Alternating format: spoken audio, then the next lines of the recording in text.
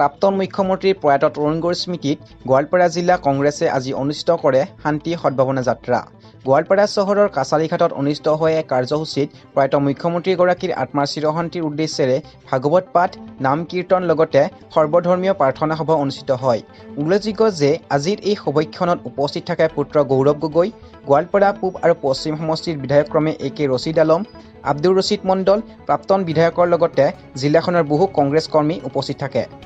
সভাৰ অন্তত কাছাৰীঘাটত প্ৰয়াত প্ৰাক্তন মুখ্যমন্ত্ৰী তৰুণ গগৈৰ চিতা ভস্ম ধৰ্মীয় নীতি নিয়মেৰে ব্ৰহ্মমূৰ্তৰ বুকুত বিসৰ্জন দিয়ে। আব্দুৰ ৰশিদ আলম ডাঙৰিয়া, উপস্থিত বিধায়ক আব্দুৰ ৰশিদ মণ্ডল ডাঙৰিয়া, উপস্থিত শিবচৰণ বসুমতাৰী ডাঙৰিয়া, প্ৰণয় ৰাভা ডাঙৰিয়া, মঞ্চত উপস্থিত বিশিষ্ট ব্যক্তিসকল, বিভিন্ন দল সংগঠনৰ প্ৰতিনিধিসকল, মোৰ শ্ৰদ্ধাৰ আইসকল, বয়োজ্যেষ্ঠসকল, মাননীয় শিক্ষাগুৰুসকল, উলেমা চাহাবসকল, সাংবাদিক বন্ধুসকল আৰু ইয়াত উপস্থিত মোৰ দলৰ সতীৰ্থসকল, মই প্ৰথমে আপোনাক সকলোকে ইংৰাজী নৱবৰ্ষ শুভেচ্ছা জ্ঞাপন কৰিবলৈ বিচাৰিছোঁ। যোৱা বছৰ আমাৰ সকলৰ বাবে যথেষ্ট এটা জটিল বছৰ আছে। বিভিন্ন সমস্যালৈ আমি সকলোৱে যুদ্ধ কৰিবলৈ হ'ল। আশা কৰোঁ এয়া ইংৰাজী নৱবৰ্ষ আমাৰ সকলৰ কাৰণে নতুন শক্তি, নতুন উদ্যম লৈ আনিব। লগতে আজি এই শ্ৰদ্ধাঞ্জলি অনুষ্ঠানত উপস্থিত হৈ গোলাঘাট জিলাৰ আমাৰ গোৱালপাৰা জিলাৰ ৰাইজক ধন্যবাদ আৰু কৃতজ্ঞতা জ্ঞাপন কৰিবলৈ বিচাৰিছোঁ। আজি আপোনাৰ সকলৰ উপস্থিতি প্ৰমাণ কৰি দিছে যে প্ৰাক্তন মুখ্যমন্ত্ৰী তৰুণ গগৈদেৱ এজন জননেতা। তেওঁ মাত্ৰ উজনি অসমৰ নহয়, তেওঁ মাত্ৰ যোৰহাট বা তিতাবৰৰ নহয়,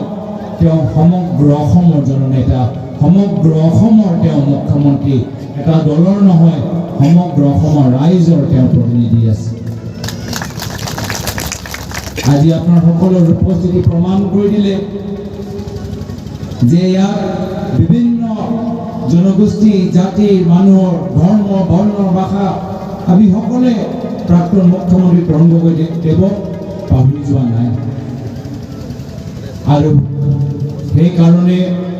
বহুতে কৈছিল যে গুৱাহাটীত যে যাত্ৰা,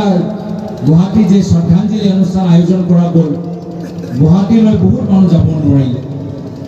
আৰু ৰাইজৰ আশা আছিল যে এটা যাত্ৰাৰ জৰিয়তে সমগ্ৰ অসমৰ ভিতৰত তেখেতৰ চিতাভস্ম লৈ যোৱা হ'ল, যাৰ ফলত অসমৰ ৰাইজে তেওঁক শ্ৰদ্ধাঞ্জলি দিবলৈ এটা সুযোগ পালে। এই আছিলে ৰাইজৰ হেঁপাহ। আৰু এই হেঁপাহ মাত্ৰ ৰাইজৰ নহয়, এই একে হেঁপাহ প্ৰাক্তন মুখ্যমন্ত্ৰী তৰুণ গগৈদেৱৰ আছে। তেওঁ অন্তিম সময়ত কৈ গৈছিল কি মই অসমবাসী ৰাইজৰ ওচৰলৈ যাবলৈ বিচাৰোঁ। যোৰহাটবাসী ৰাইজে আশীৰ্বাদ দিছে, তিতাবৰবাসী ৰাইজে আশীৰ্বাদ দিছে। তেওঁ সমগ্ৰ অসমৰ ভিতৰত ভ্ৰমণ কৰি অন্তিমবাৰ বাবে অসমৰ ৰাইজৰ আশীৰ্বাদ ল'বলৈ বিচাৰিছে। জীয়াই থকা সময়ত সেই হেঁপাহ পূৰণ নহ'ল, কিন্তু আজি আমি সকলোৱে একজোট হৈ দুধনৈবাসী ৰাইজ ইয়াত আছে, জলেশ্বৰবাসী ৰাইজ ইয়াত আছে, পশ্চিম আৰু পূব গোৱালপাৰা ৰাইজ ইয়াত উপস্থিত হৈ আমি সকলোৱে একজোট হৈ প্ৰাক্তন মুখ্যমন্ত্ৰী জননেতা তৰুণ গগৈদেৱৰ অন্তিম হেঁপাহ পূৰণ কৰিছোঁ। আৰু তাৰ বাবে এই দিন মোৰ সদায় মনত থাকিব যে এই দিনত আমাৰ গাঁও অঞ্চলৰ মানুহ ওলাই আহিলে, ৰাভা মানুহ ওলাই আহিলে, বড়ো মানুহ ওলাই আহিলে, বঙালী মানুহ ওলাই আহিলে, গোৰ্খা মানুহ ওলাই আহিলে, হিন্দী স্পিকিং মানুহ ওলাই আহিলে।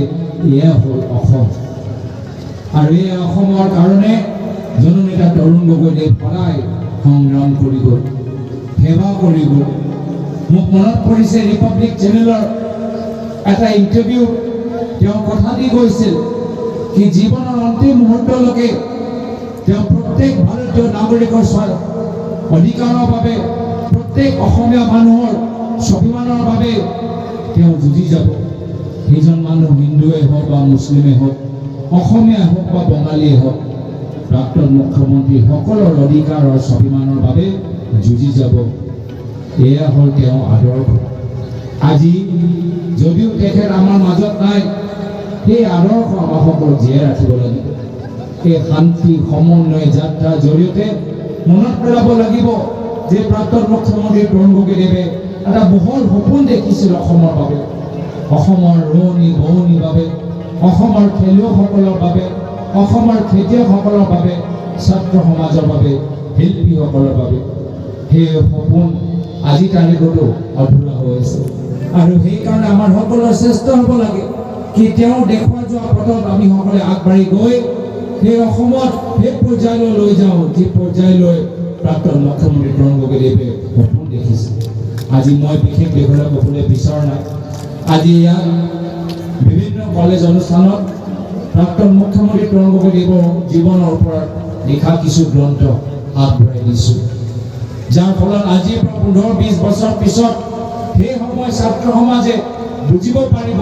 অধ্যয়ন কৰিব পাৰিব যে কিদৰে প্ৰাক্তন মুখ্যমন্ত্ৰী তৰুণ গগৈদেৱে 2001 চনত অসমক আন্ধাৰৰ পৰা পোহৰলৈ লৈ গ'ল কিদৰে আমি সকলোৱে একজোট হৈ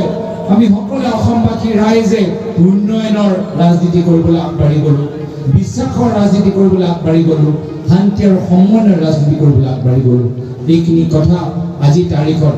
মনত ৰখাটো প্ৰয়োজন হৈছে গুৰুত্বপূৰ্ণ হৈছে কিন্তু আজিৰ তাৰিখত মই বিশেষ দীঘলীয়া ক'বলৈ আৰু নিবিচাৰোঁ পুনৰবাৰ আপোনালোকৰ আশীৰ্বাদ বিচাৰিছোঁ আজিৰ তাৰিখত এই শান্তি সমন্বয় যাত্ৰা শদিয়াৰ পৰা ধুবুৰীলৈকে যাব দিছপুৰ পৰা হাইলাকান্দিলৈকে যাব ইতিমধ্যে এই যাত্ৰা শদিয়ালৈ গৈছে ধেমাজিলৈ গৈছে অলপ দিনৰ পিছত বৰপেটালৈ যাব খুব সফল দৰে এই যাত্ৰা পাৰ হৈ গৈছে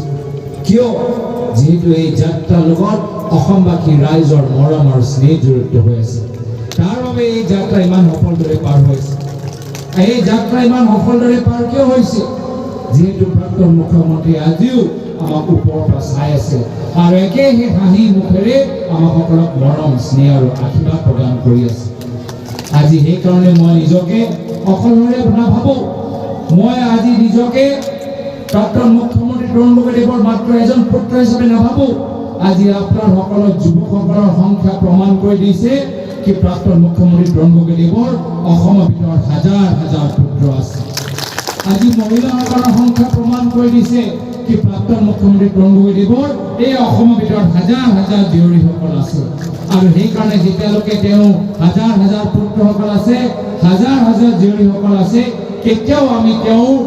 সপোন অধুৰা হ'বলৈ নিদিওঁ তেওঁ সপোন আমি সম্পূৰ্ণ কৰিমেই এই অসমৰ ভিতৰত শান্তি সময় আমি সকলোৱে জীয়াই ৰাখিমেই সেইকাৰণে শ্ৰদ্ধা ৰাইজ পুনৰবাৰ আপোনাৰ সকলৰ কৃতজ্ঞতা জ্ঞাপন কৰি আপোনাৰ সকলৰ আশীৰ্বাদ বিচাৰি মই ইয়াতে নিজৰ সমূহ দুআষাৰ সমাপ্ত কৰিবলৈ বিচাৰিছোঁ মঞ্চত উপস্থিত বিশিষ্ট ব্যক্তিসকলকো মই ক্ষমা খুজিছোঁ আজিৰ দিনত দুটা জিলা শ্ৰদ্ধাঞ্জলি অনুষ্ঠান আছে সেইকাৰণে মই অৱগত কি বহুত আমাৰ মঞ্চত উপস্থিত ব্যক্তিসকলে ক'বলৈ বিচাৰিছিল কিন্তু সময় অভাৱৰ কাৰণে আজি আৰু আমাৰ সকলক বঙাইগাঁৱলৈ যাবলৈ আছে নিশ্চয় তাত গৈ নিশ্চয় আমাৰ কিছু আমাৰ গুৱাহাটীৰ পৰা অতিথিসকলে তাত বঙাইগাঁও অভয়াপুৰী সভাত নিজৰ কথাখিনি ক'ব পাৰিব কিন্তু আজি সময় অভাৱ হোৱাৰ কাৰণে আমি ইয়াৰ পিছত বিসৰ্জনলৈ আগবাঢ়ি যাম এইখিনি কথা কৈ মই ইয়াতে নিজৰ বাণীটো সামৰিছোঁ ধন্যবাদ উপস্থিত আমাৰ সন্মুখত বহি থকা মাতৃস্বৰূপ মহিলাসকল মুৰব্বীসকল আজি যোৱাকালিৰ এটা কথা মই ক'ব ওলাইছোঁ মই যেতিয়া কিছুমান ঠাইত গৈছোঁ মহিলাসকলক মুৰব্বীসকলক বিভিন্ন অনুষ্ঠানত মই ইয়াতে আমন্ত্ৰণ কৰাৰ কাৰণে মোক এটা কথা কৈছিল সকলোৱে জানা নাছিল গৌৰৱ গগৈৰ বিষয়ে মই যেতিয়া কৈছিলোঁ যে তৰুণ গগৈ ছাৰৰ সুপুত্ৰ সাংসদ গৌৰৱ গগৈ ছাৰ আহিব যে হয় আহিব ভোটাৰ আইডি কাৰ্ডৰ কথাবিলাক তেওঁলোকে মোক সোঁৱৰাই দিছে নিৰাপত্তা দি ৰাখিছিল তেওঁ আমাক ৰাখিবনে তে মই গৌৰৱ গগৈ ডাঙৰীয়াক অনুৰোধ কৰিছোঁ যে এই অসমৰ ৰাইজ যি নিৰাপত্তাহীনতাত ভুগি আছে যি শান্তিৰ অভাৱ ফিল কৰি আছে নিশ্চয় গগৈ ছাৰৰ নিচিনা সেই দায়িত্বটো আপুনি পালন কৰিব। এই ৰাইজৰ হৈ মোৰ আপোনাৰ ওচৰত অনুৰোধ। সভাপতি কৈ গৈছে, আজি মই ইয়াতে এই পজিশ্যনত মোৰ নিজৰ গৌৰৱ গগৈ যেনেকুৱাকৈ গৌৰৱ গগৈক লৈ আহিছিল, বিভিন্ন দিহা পৰামৰ্শ দি মৰম কৰি বস্তু। কাৰণ তেওঁক যিবিলাক বিশেষণৰ দৰকাৰ, এই নাম উচ্চাৰণ কৰিবলৈ, এই ব্যক্তিজনক বৰ্ণনা কৰিবলৈ যিবিলাক বিশেষণৰ দৰকাৰ আছে, মোৰ শব্দৰ ভাণ্ডাৰত সেই বিশেষণৰো অভাৱ আছে। আজি এই সদ্ভাৱনা যাত্ৰাৰ অংশ হিচাপত গোৱালপাৰা জিলাত আহি পোৱা এই পবিত্ৰ অনুষ্ঠানৰ সুযোগত প্ৰথমতে মই মোৰ আন্তৰিক শ্ৰদ্ধা ভক্তি সেইজন মহান পুৰুষলৈ যাচিছোঁ আৰু ভগৱান আল্লাহৰ ওচৰত প্ৰাৰ্থনা কৰিছোঁ, আল্লাহ তেখেতক সৰ্বত স্থান দিয়ক। কংগ্ৰেছৰ মুখ্যমন্ত্ৰী নহয়, আজি যিদৰে গোৱালপাৰা জিলাৰ ভিতৰত দুধনৈ, জলেশ্বৰ, পূবৰ পশ্চিম গোৱালপাৰা ৰাইজখিনি ওলাই আহিছে, সেইটো প্ৰমাণ কৰে কি তেওঁ অসমৰ মুখ্যমন্ত্ৰী আৰু যথেষ্ট জনপ্ৰিয় মুখ্যমন্ত্ৰী আছিল, আৰু সেইকাৰণে আজি তেওঁক জননেতা হিচাপে তেওঁৰ নাম উল্লেখ কৰা হৈছে। গুৱাহাটীত অতিশেষ গোটেই মানুহে শ্ৰদ্ধাঞ্জলি দিবলৈ ওলাই আহিছে, কিন্তু গুৱাহাটীৰ পিছত যদি ক'ৰবাত নাম ক'ৰবাত এটা চহৰৰ বা ক'ৰবাৰ জিলা এটা নাম ল'ব লাগে, য'ত স্বতঃস্ফূৰ্ত মানুহ ওলাই আহিছে, তেতিয়া গোৱালপাৰা জিলাৰ নামটো উল্লেখ কৰিব লাগিব। যিহেতু আজি ইতিহাস গোটেই মানুহে নিজৰ বাবেকে ওলাই আহিছে, আৰু সেইকাৰণে মই গোৱালপাৰা জিলাৰ ৰাইজকো ধন্যবাদৰ কৃতজ্ঞতা জ্ঞাপন কৰিছোঁ। আপোনাৰ পিতৃয়ে আচলতে প্ৰাক্তন মন্ত্ৰী অজন্তা নেওগক এই ৰাজনৈতিক ক্ষেত্ৰত লৈ আহিছিলে, আৰু তেওঁৰ মহাপ্ৰয়াণৰ পিছতে দল ত্যাগ কৰি গুচি গ'ল, কি ক'ব? শ্ৰদ্ধাঞ্জলি অনুষ্ঠানত মই কোনো ৰাজনৈতিক বিচাৰত যাত্ৰাৰ সময়ত ৰাজনৈতিক প্ৰশ্ন উত্তৰ নিদিওঁ। যাত্ৰা আমি 12 তাৰিখে সামৰিম, 12 তাৰিখৰ পিছত যিমান আপোনালোকৰ প্ৰশ্ন থাকে তাৰ উত্তৰ দিম। Thank U.